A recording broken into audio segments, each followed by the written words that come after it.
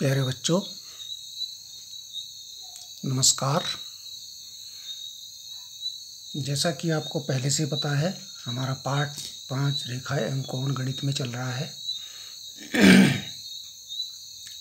जिसमें प्रश्नावली 5.1 हम कर रहे हैं, जिसमें 10 तक प्रश्न हम कर चुके हैं। आज हमें 11वां प्रश्न देखना है और इससे आगे प्रश्न हमने करने हैं। 11वां प्रश्न देखिए क्या है। बड़ा आसान सा प्रश्न है। निम्नलिखित आकृति में क्या कोण 1 कोण 2 का आसन है? कारण लिखिए। कोण 1 ये है, कोण 2 ये है। क्या है ये आसन? देखिए, ये तो यहाँ पर है, वो यहाँ पर है। शीर्ष, इसका शीर्ष ये है, इसका शीर्ष ये है, तो शीर्ष तो एक जैसा दोनों का है ही नहीं, है ना। एक स्थान पर दोनों का शीर्ष एक ही होना चाहिए था।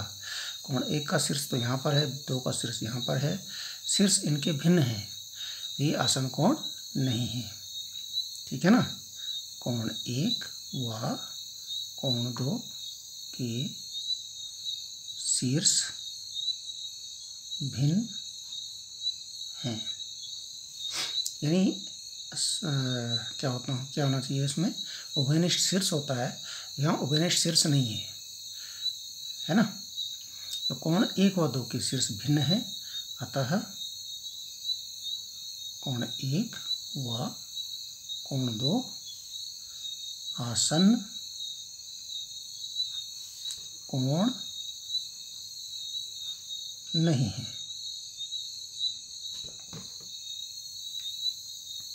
ठीक है।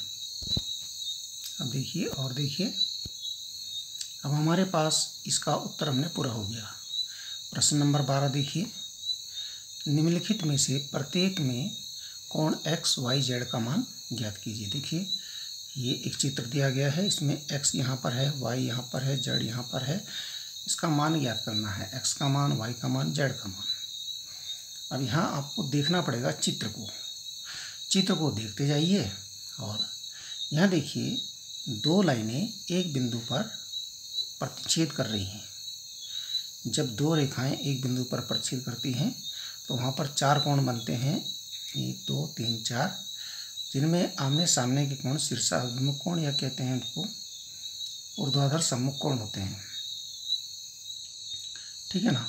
और ऊर्ध्वाधर सम्मुख कोण बराबर होते हैं। तो यहाँ पर लिखिए x बराबर, देखिए x का ऊर्ध्वाधर सम्मुख कोण इसके सामने 55 हो जाएगा, तो x बराबर 55 हो जाएगा। x किसके बराबर हो जाएगा? 55 के। क्या लिखेंगे? x + 55, सॉरी गलत लिख दिया हमने, x बराबर 55 अंश। क्यों? इसका कारण देना पड़ेगा, क्योंकि ऊर्ध्वाधर सम्मुख कोण बराबर होते हैं। ये इसका कारण भी हो गया। कारण भी देना बहुत ज़रूरी होता है इसमें, सीधे सीधे लिख दें वो भी अच्छी बात नहीं है। अब यहाँ देखिए, अब बारी आई y और z की। अब देखिए, कोण y तो ये है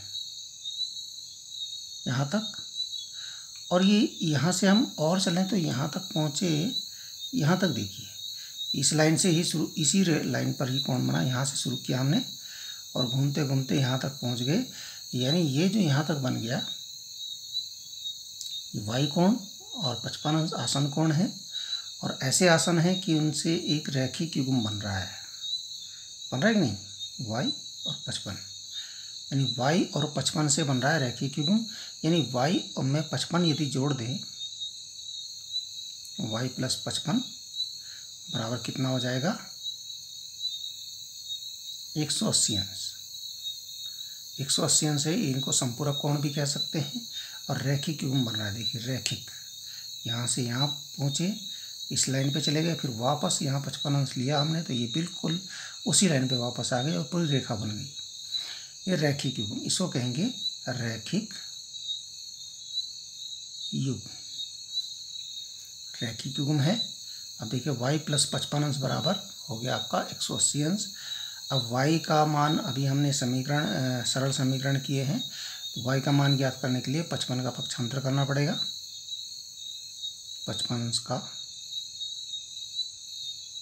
पक्षांतर करने पर क्या प्राप्त हो रहा है, देखिए यहाँ y रह जाएगा और 180 अंश ऋण 55 अंश। देखिए इधर जुड़ रहा था, दूसरी साइड में जुड़ रहा था, तो इधर घटेगा। 180 में से 55 घटा दीजिए,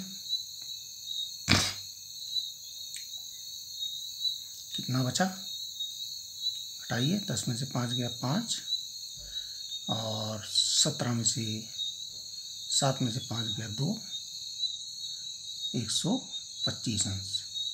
y का मान हो जाएगा 125 अंश। अब जो z है, z इसका ऊर्ध्वाधर सम्मुख कोण है, तो इसका मतलब क्या हो जाएगा, z बराबर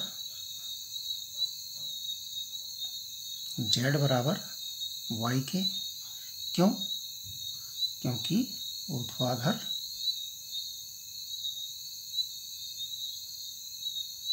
सम्मुख कोण कैसे होते हैं, बराबर होते हैं। ऊर्ध्वाधर सम्मुख कोण बराबर होते हैं, ये बराबर हो गया z के y के।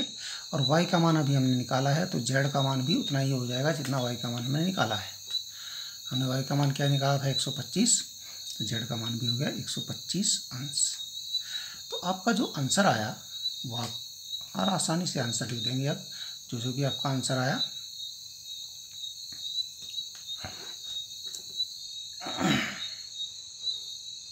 उत्तर क्या आया आपका,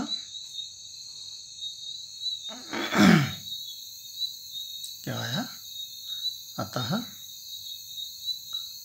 x बराबर कितना आया था, 55 अंश, y बराबर 125 अंश और z बराबर 125 अंश। ये आपका आंसर आया। ठीक है, अब देखिए इसी का ही सेकंड नंबर है हमारे पास, उसी का ही सेकंड नंबर है। देखिए यहाँ पर दूसरा चित्र है, यहाँ पर देखिए यहाँ x का मान ज्ञात करना है, y का मान, z का मान। यहाँ कैसे ज्ञात करेंगे, बस जो हमने पढ़ा है, ऊर्ध्वाधर सम्मुख कोण पढ़ा है, रैखिक युग्म पढ़ा है, उसी आधार पर हमने ये काम करना है। अब ये जरूरी नहीं कि पहले हमारा x का ही मान निकल जाए, कभी y भी पहले निकल सकता है जो आसान हो, पहले z भी निकाल सकते हैं, ठीक है ना। तो यहाँ देखिए, ये देखिए ये हमारा 40 अंश है, ये x है, इसको जोड़ते हैं हम, तो ये रैखिक युग्म नहीं बन रहा है यहाँ से यहाँ तक। इसी लाइन पे अगर हम, जैसे यहाँ से शुरू किया हमने, इसी लाइन पे वापस आते तो 25 भी मिलाना पड़ेगा, ठीक है। और यानी 40 से यहाँ से और यहाँ से x और ये 25 साथ में मिलेगा, तब रैखिक युग्म बनेगा। तो हम पहले y को ले लेते हैं, यहाँ रैखिक युग्म बन रहा है, देखिए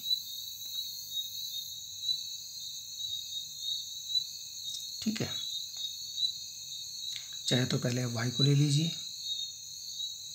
चलो x की ले लेते हैं।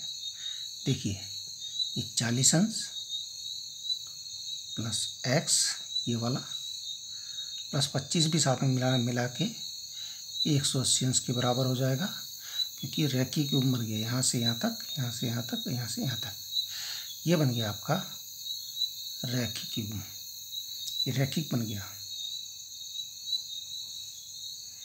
अब देखिए 40 और 25 कितने होते हैं, 5, 4 2 65 अंश प्लस x हमारे पास है ये यहाँ पर 180 अंश, क्योंकि हमने 40 और 25 को जोड़ा, ये 65 हो गया।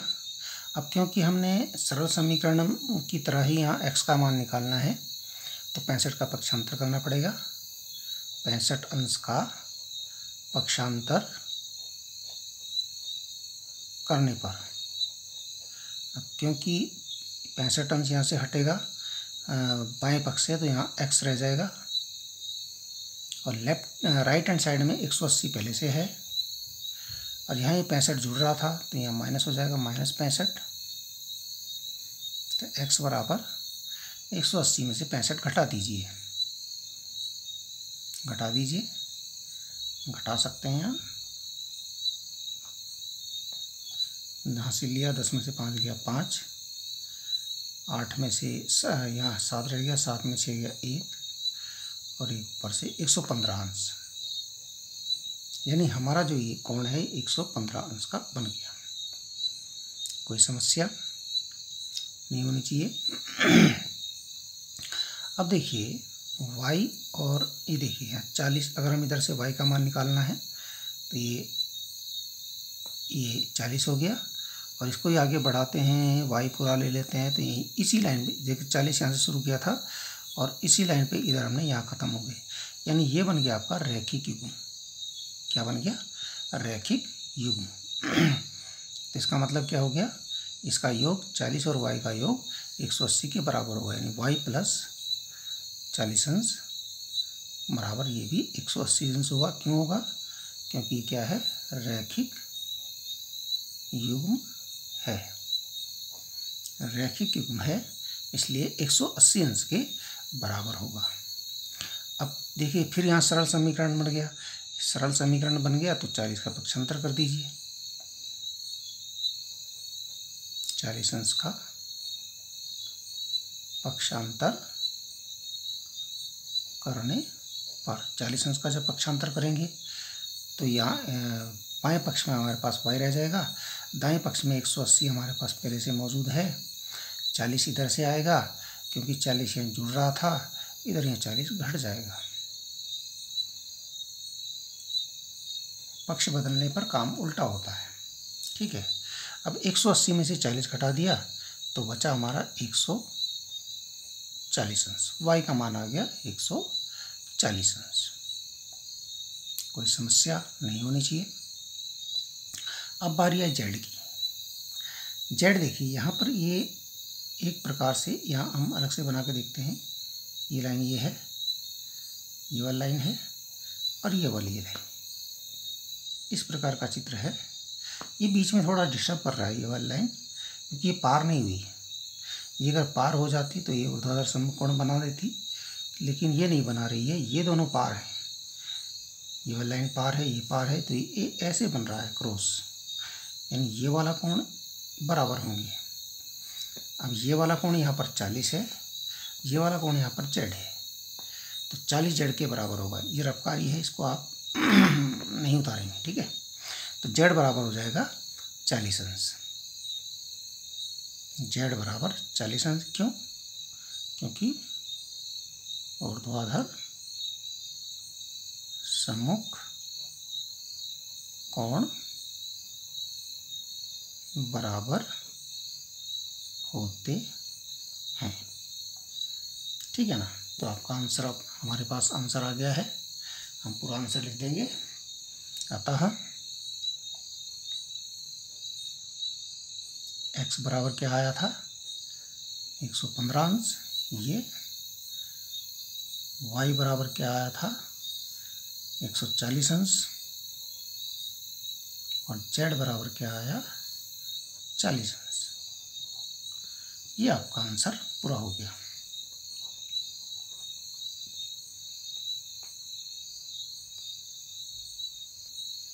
अब यहाँ देखिए प्रश्न नंबर 13 है, ये आपका रिक्त स्थानों की पूर्ति कीजिए है। इसको आपको कैसे करना है? बहुत ही आसान है, करना वाला कुछ नहीं है, बस आपने समझना है, समझ के भरना है। यदि दो कोण पूरक हैं तो उनके मापों का योग क्या होगा? भाई पूरक कोण वो होते हैं जिनके मापों का योग 90 अंश होता है, ये आपको याद होगा। यदि दो कोण संपूरक हैं तो उनके मापों का योग क्या होगा? संपूरक 180 वाले होते हैं, 180 होगा। रैखिक युग्म बनाने वाले दो कोण कैसे होते हैं? रैखिक युग्म जो बनाते हैं उनका योग भी 180 होता है, यानी वो संपूरक होते हैं। क्या होते हैं? संपूरक होते हैं। क्या लिखेंगे हम? संपूरक, ठीक है। यदि दो आसन कोण संपूरक हैं तो वे बनाते हैं, क्या बनाते हैं भाई? आसन कोण यदि संपूरक हो जाए, आसन है और संपूरक हो जाए तो वो बनाते हैं रैखिक युग्म। क्या बनाते हैं? रैखिक युग्म। अच्छा, यदि दो रेखाएं एक दूसरे को एक बिंदु पर प्रतिच्छेद करती हैं तो ऊर्ध्वाधर समकोण हमेशा क्या? ऊर्ध्वाधर समकोण कैसे होते हैं? हमेशा बराबर होते हैं, हमेशा बराबर होते हैं। ऊर्ध्वाधर समकोण हमेशा बराबर होते हैं। इसके बाद यदि दो रेखाएं एक दूसरे को एक बिंदु पर प्रतिच्छेद करती हैं और यदि ऊर्ध्वाधर समकोणों का एक युग्म न्यून कोण है तो ऊर्ध्वाधर समकोणों का दूसरा युग्म कैसा होगा? देखिए, हम बना के देख लेते हैं। यहाँ पर ये मान लिया जाए हमने ये बनाया और ये बनाया, ये ऊर्ध्वाधर समकोण ए इसके है और ये इसके है। देखिए, ये न्यून कोण है, बहुत छोटा कोण है, ये इसके बराबर है, तो ये बड़ा कोण है। जितना यहाँ छोटा होगा उतना यहाँ बड़ा होगा। अगर हम थोड़ा बड़ा कर देते हैं, अब ये न्यून कोण है, लेकिन जितना फर्क यहाँ बड़ा करने में होगा उतना यहाँ छोटा हो जाएगा। ऐसी नहीं बात। यदि ये न्यून है तो ये, क्योंकि इसका योग देखिए, इसके साथ ये रैखिक युग्म बनाता है तो इनका योग 180 के बराबर होता है।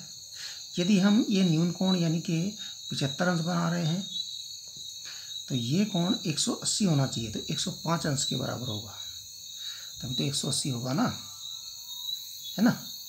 टोटल इसका और इसका बगल वाले का टोटल 180 के बराबर होना चाहिए। ये देखिए, इसका ये तो ऊर्ध्वाधर समकोण है और जब हम इसके साथ इसको लेते हैं तो ये रैखिक युग्म बन जाता है, यानी इसका योग 180 के बराबर होगा। यदि ये 60 है तो ये 120 है, यदि ये 70 है तो ये 110 है, यदि ये 80 है तो ये 100 है ना। देखिए, ये बढ़ रहा है तो ये घट रहा है। यदि ये 50 है तो ये 130 है, मतलब अगर हम कम करेंगे तो ये बढ़ जाएगा। कहने का अर्थ है, अगर न्यून कोण है तो इधर दूसरा अधिक कोण ही होगा, ठीक है ना। तो दूसरा युग्म क्या हो जाएगा? अधिक कोण युग्म होगा, अधिक कोण। देखिए, हमने ये रफ किया है, ये आप मत कीजिए, समझाने के लिए है केवल। अब देखिए, प्रश्न नंबर 14 है आपके पास। संलग्न आकृति में निम्नलिखित कोण युग्मों के नाम दीजिए। ये जो आकृति है इसमें ये युग्मों के नाम देने हैं, जिसमें पहला युग्म आपका है, देखिए हमें चित्र देखना पड़ेगा, चित्र देख करके हम कर सकते हैं। पहला है ऊर्ध्वाधर सम्मुख कोण। कौन सा है जो ऊर्ध्वाधर सम्मुख कोण है? चित्र देखिए, यहाँ पर, यहाँ क्रॉस देखिए, क्रॉस कहाँ पर बना है? ये क्रॉस बना है यहाँ पर, ये दो लाइनों का क्रॉस बना है, ये बीच में 90 अंश की लाइन आ गई सीधी खड़ी, ये और ये दो लाइनों का क्रॉस है। ये क्रॉस नहीं हो रही है तो इस लाइन के द्वारा कोई भी ऊर्ध्वाधर सम्मुख कोण नहीं बना है। ये क्रॉस हो रही है, यानी ये कोण इसके सम्मुख ये पड़ रहा है, ये कोण आपके ऊर्ध्वाधर सम्मुख कोण होंगे, ठीक है। और कौन से होंगे? ये कोण और ये कोण भी पूरा यहाँ तक, ये कोण ये पूरा यहाँ तक और ये कोण इसके पूरा यहाँ तक, ये भी ऊर्ध्वाधर सम्मुख कोण होगा। तो कौन से होंगे? पहला जोड़ा तो क्या हो गया? देखिए, पहला हमने बताया ये कोण और ये कोण। ये कोण का नाम क्या है? इसका नाम है AOB, कोण AOB। इसका ऊर्ध्वाधर सम्मुख कोण कौन सा होगा? ये वाला, इसका नाम क्या है? COD हुआ कोण COD।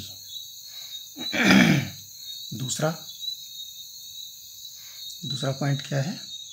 दूसरा हमने बताया ये कोण और ये कोण भी ऊर्ध्वाधर सम्मुख कोण होंगे। इस कोण, ये देखिए यहाँ से यहाँ तक, यानी इस वाली भुजा की बात हो रही है और इस वाली भुजा की बात हो रही है, तो इसका नाम क्या देंगे, AOD। यहाँ तक पूरा लेना पड़ेगा, कोण AOD। वाह। अब मैंने कहा ये वाला ऊर्ध्वाधर सम्मुख कोण है, ये हमने बताया है ना। इसका नाम क्या होगा, BOC, कोण BOC। ये ऊर्ध्वाधर सम्मुख कोण आपके हो गए।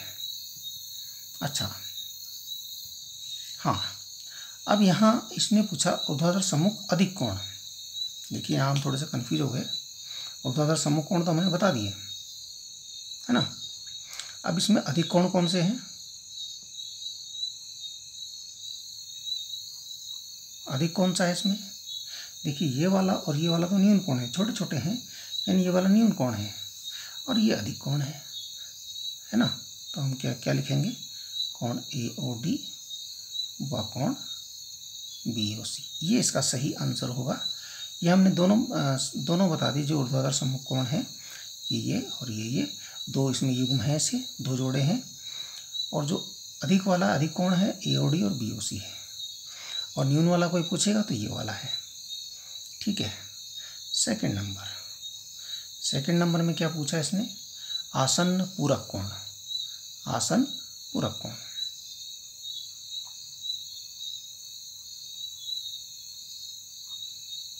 देखिए यहाँ पर आसन्न कोण कहाँ है और पूरक भी होने चाहिए। देखिए आसन्न पूरक की बात हो रही है यहाँ पर। ये पूरक कोण जो होते हैं 90 अंश होता है योग, इतना आपको ध्यान होगा कि पूरक कोणों का योग 90 अंश के बराबर होता है। दो पूरक कोण और आसन्न भी हों तो ऐसा हमने जोड़ा इसमें ढूंढना है, आसन्न पूरक कोण। देखिए यहाँ पर ये इसके बीच में लाइन हो गई तो ये दो कोण बन गए, एक तो ये, एक बन गया ये, इनका शीर्ष एक ही है, एक उभयनिष्ठ भुजा है और अगल बगल में उभयनिष्ठ भुजा के अगल बगल में इसकी अन्य दो भुजाएं हैं, तो ये आसन्न कोण हो गए। और क्योंकि ये 90 अंश का है, यहाँ पर बिल्कुल सीधी लाइन तो 90 अंश ही होगा, तो इसको हम दोनों कोणों का योग 90 अंश है, इसका मतलब ये आसन्न पूरक कोण हो गए, यानी कोण ये वाला और कोण ये वाला। अब ये वाले का नाम क्या है, इसका नाम है AOB, कोण AOB। वाह। अब इस वाले का नाम क्या है, देखिए ऐसे ऐसे बन रहा है ये AOE, कोण AOE। ये दो कोण जो है आपके आसन्न पूरक कोण है और शायद इसमें कुछ नहीं है ऐसा। ठीक है। अब देखिए इसमें थर्ड नंबर क्या है, थर्ड नंबर समान संपूरक कोण। समान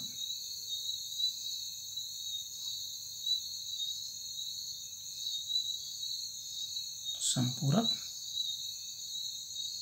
कोण, ऐसे संपूरक कोण जो समान हो। संपूरक कोण वो होते हैं जिनका योग 180 अंश होता है। समान होने का मतलब 90-90 अंश के होने चाहिए। तो देखिए यहाँ पर कहाँ पर 90-90 अंश के संपूरक कोण बने हैं।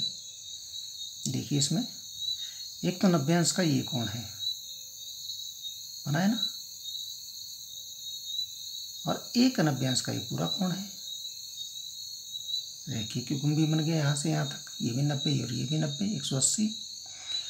तो रेखीय युग्म जो है संपूरक भी होता है, तो संपूरक कोण यहाँ बता दीजिए। समान संपूरक कोण कैसे, ये एक तो ये वाला कोण, ये एक ये वाला कोण। अब ये वाले कोण का नाम क्या है, DOE। डी ऐसे ऐसे बन रहा है ना, ये ऐसे बना ये कोण, कोण DOE, कोण DOE व कोण BOE, ये पूरा कोण BOE, ये हो गए समान संपूरक कोण। अच्छा,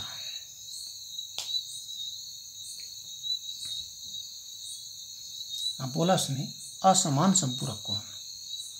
कैसा? असमान संपूरक कोण।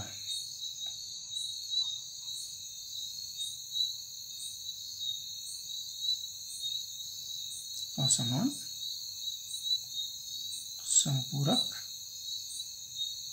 कोण कौन से हैं भाई? जो संपूरक तो हैं आपस में, उनका योग 180 अंश के बराबर होता है, लेकिन समान नहीं है। कौन कौन से हैं? देखिए, ये इसके साथ अगर इसको मिला दिया जाए तो संपूरक बन जाएगा। यहाँ से इसके साथ ये मिला दिया जाए तो रैखिक युग्म बन रहा है। देखिए, इस लाइन से शुरू हुआ, इस लाइन पे ख़त्म हुआ, यहाँ पर, यहाँ से शुरू हुआ, यहाँ पे एक कोण बन गया, दूसरा इसमें जोड़ा तो ये यहाँ तक इसी लाइन पे पहुँच गई। तो इसका मतलब ये रैखिक युग्म भी बन गए और संपूरक भी बन गए। और बराबर ये है नहीं, ये छोटा सा है, ये बड़ा सा है, तो हमें लिख सकते हैं कोण, इस वाले कोण का नाम क्या होगा? कोण BOC, और इस वाले कोण का नाम क्या होगा? कोण COD। अब देखिए, कोई और भी इसमें ऐसा है क्या?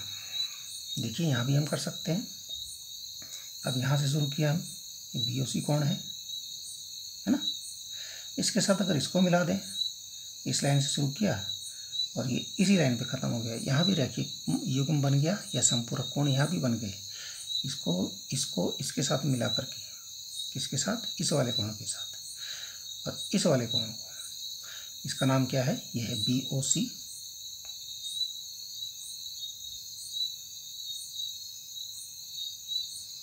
कोण BOC व कोण AOB।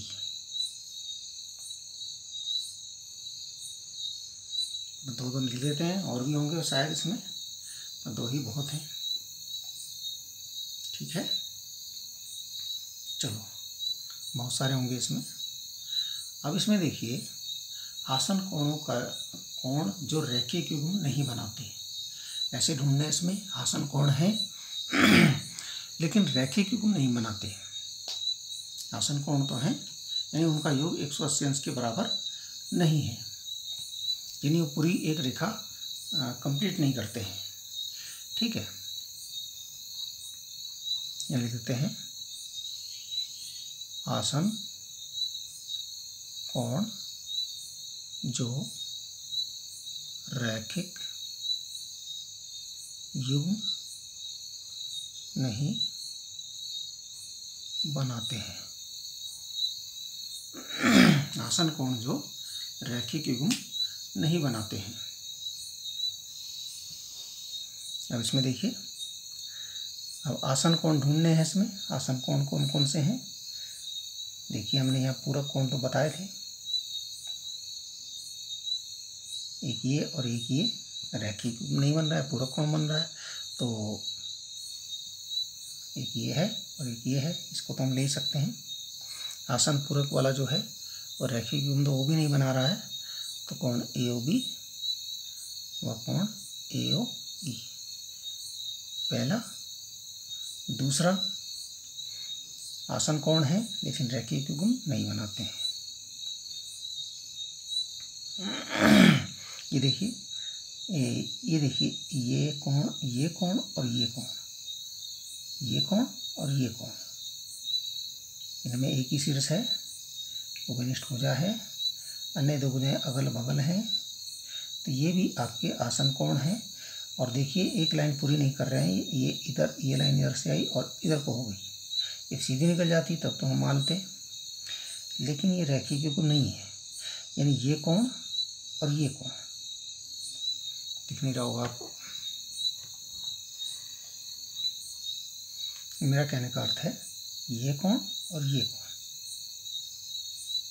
ये रैखिक युग्म नहीं बन रहा है यहाँ पर, लेकिन आसन है, क्योंकि ये उपनिष्ठ भुजा है, ये उपनिष्ठ शीर्ष है, और अन्य दो भुजाएं उपनिष्ठ भुजा के अगल बगल हैं, एक इधर है एक इधर है, एक ही साइड नहीं है, तो ये आसन कोण हो गए और ये रैखिक युग्म भी नहीं है। ये लाइन सीधी जाती तब बनता तो रैखिक युग्म बन जाता, लेकिन ये लाइन यहाँ पे देखिए, ये लाइन ऐसे आई और यहाँ पर ये लाइन दूसरी बन गई, ये रैखिक युग्म नहीं है, यानी कि कोण ये वाला, इसका नाम क्या है DOE,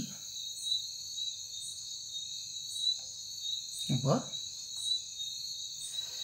देखो अब यहाँ पर कोण DOE वह कोण COD।